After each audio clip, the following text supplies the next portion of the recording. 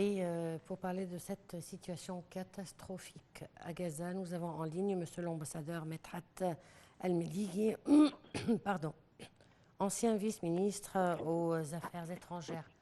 Bonsoir, Monsieur l'ambassadeur. Allô? Monsieur l'ambassadeur, bonsoir. Je n'arrive pas à vous entendre. Est-ce que vous m'entendez? Oui, c'est très bas. Ah, ben, je vais essayer de parler plus fort. Là, vous m'entendez mieux? D'accord, je vous écoute. Bon, Monsieur l'ambassadeur, votre commentaire sur ce qui continue à se produire à Gaza. Oui. Alors, premièrement, on vient de voir une escalation imprécédente, encore une fois, à Gaza. Ça a commencé depuis hier. Et je pense que la divergence avec le plus grand supporter, qui est les États-Unis et Israël, va s'élargir davantage. Parce que cette escalation n'est pas justifiée jusqu'à ce moment. Malheureusement, Israël, pour chercher un des militants de Hamas, elle n'a aucun inconvénient à tuer à côté des dizaines et des centaines de morts. Alors, c'est pour ça qu'on voit une escalation dans la situation. J'espère que c'est pas vraiment la folie de la vengeance, mais c'est plutôt en attendant l'initiative même égyptienne qui va donner aux Israéliens ce qu'ils cherchent, la répartition et le retriement de leurs otages. Jusqu'à ce moment-là, on n'a pas entendu une réponse positive sur notre initiative et cela est en train d'entraîner beaucoup plus de morts. Est-ce que ce qui intéresse Israël actuellement, c'est le retour des otages israéliens? Selon ce qu'on voit et selon plusieurs analyses, Israël est en train de totalement éradiquer Gaza même. C'est plus contre Hamas, c'est plutôt contre le peuple palestinien et contre l'humanité en général. Ce qui se passe, comme d'ailleurs l'avaient dit plusieurs responsables israéliens, y inclus le Premier ministre Benjamin Netanyahou, que même si le monde en cette totalité n'est pas d'accord avec les tirs des militaires, on va quand même continuer. Et c'est ce qu'on voit se passer devant nous. Notre seul espoir maintenant, c'est qu'il y a une voix sage qui puisse entendre l'effort égyptien, l'initiative égyptienne pour qu'on puisse arrêter ce coulement de sang. L'initiative égyptienne, elle englobe quoi exactement? Alors, cette initiative, selon les médias dont on avait entendu, englobe 3 phases, dont la première, c'est l'échange des otages des deux côtés. Comme vous le savez, il y a des milliers de prisonniers dans les prisons israéliennes, aussi bien que les otages israéliens chez Hamas. Et deuxièmement, former un gouvernement de coalition nationale palestinien, ce qui va apporter à une réconciliation entre les fractions palestiniennes, une demande que non seulement l'Égypte, mais plutôt tous les membres du Moyen-Orient, des pays du Moyen-Orient, avaient demandé, de sorte qu'il n'y a pas une issue israélienne de ne pas continuer des processus de paix à cause de manque d'un partenaire palestinien, à cause de la divergence des positions entre l'autorité palestinienne d'un côté et les fractions de résistance palestinienne, y inclut Hamas, de l'autre côté. Alors, si on va aboutir à cette deuxième phase, dont on parle d'un gouvernement de coalition de technocrates, alors, à ce moment-là, on pourra avoir une voix unifiée devant les Israéliens. Et finalement, arriver à une négociation de paix finale et durable entre les deux parties. Ça, c'est globalement, en général, comme ça, les lignes principales de l'initiative égyptienne. Et est-ce que vous pensez qu'Israël peut accepter cette initiative? À ce moment-là, on n'a pas entendu encore une réponse claire, même de la partie palestinienne, malgré qu'ils sont en principe pour cette initiative. Mais certainement, à ce moment-là, il est très difficile de penser qu'il y a une pensée israélienne qui pense vers la paix.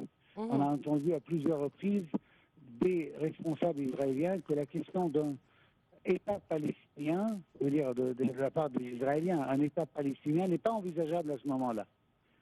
Et malheureusement, la situation interne en Israël force le gouvernement à prendre des mesures qui sont très extrêmes pour ne pas tomber.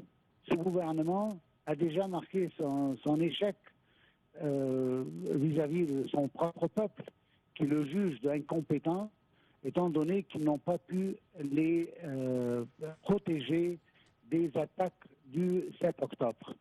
Et cela dit, ce gouvernement est déjà périmé en tant que gouvernement légitime israélien, mais il continue quand même à cause de la guerre.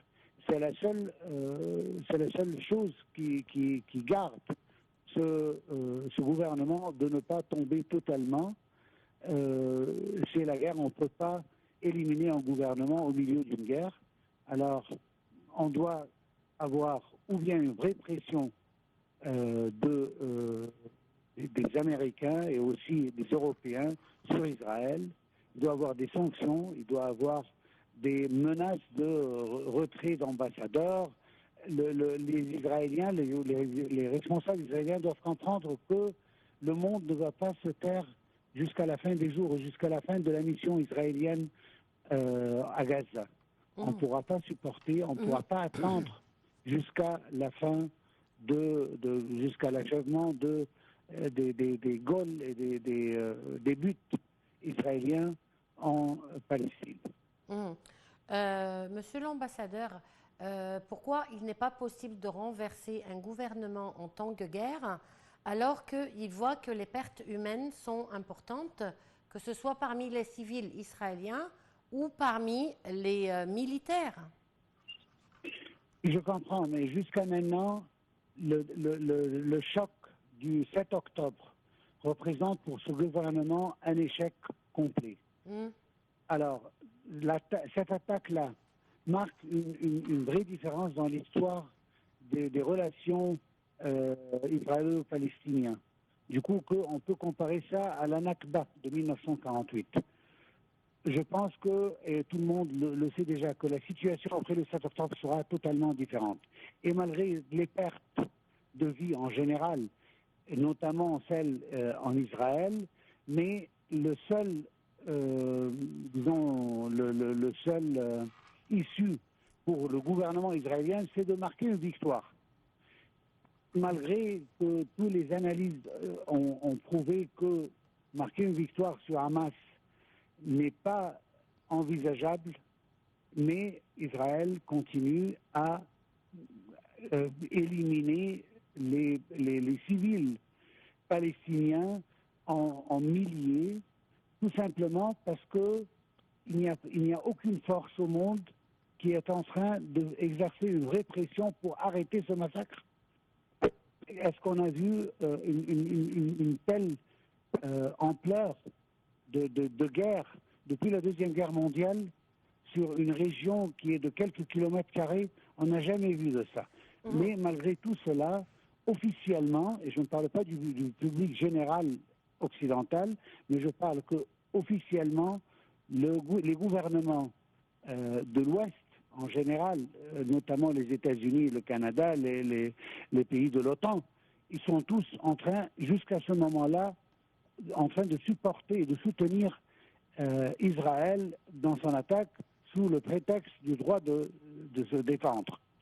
Mais ça ne doit pas rester jusque-là. La pression interne est en train de monter, mais malheureusement, vu que cette pression commence à être vraiment sentie, on perd davantage des vies humaines, que ce soit des vies palestiniennes ou certainement aussi des vies israéliennes.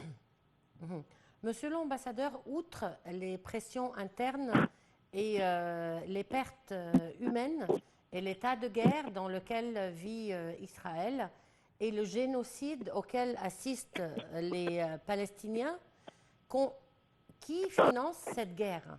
Le financement est énorme. Est-ce que les États-Unis vont continuer à soutenir financièrement Israël dans cette guerre? On est dans une période très délicate, même dans l'histoire américaine. On a des élections bientôt, et ces élections-là nécessitent un soutien du lobby israélien, du lobby juif, je veux dire, aux États-Unis, comme le AIPAC et autres. Et du coup, que ce soit le président actuel Biden ou un candidat de l'autre camp, ils vont tous les deux essayer de soutenir Israël tant qu'ils le peuvent pour sécuriser les voix des électorats juifs aux États-Unis qui représentent un poids assez lourd dans ces élections. On a entendu déjà dans plusieurs médias qu'il y a des divergences de position entre les États-Unis et le président Biden et le Premier ministre israélien, mais cela n'est jamais arrivé au point où il y aura une pression réelle. Jusqu'à ce moment-là, on n'a pas vu de pression réelle. Après plusieurs incidents de la sorte tels qu'on a vu hier, qui se sont produits, qui sont en train de reproduire et qui vont continuer à se reproduire dans le futur, s'il n'y a pas vraiment une vraie pression américaine, Israël va continuer parce qu'elle sait que Israël ne va pas être puni à cause de ses actes. Au moins pas dans le futur proche. Peut-être sur le long terme. Mais pour le moment, il y a toujours un soutien, il y a toujours... Benjamin Netanyahou, il avait déclaré que cette guerre allait durer encore longtemps. En tout cas, Monsieur l'ambassadeur, je vous remercie beaucoup pour cette intervention.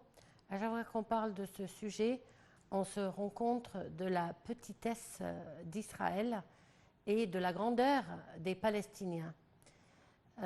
Toutes nos prières, tous nos espoirs sont pour les Palestiniens. Je vous remercie de nous avoir suivis.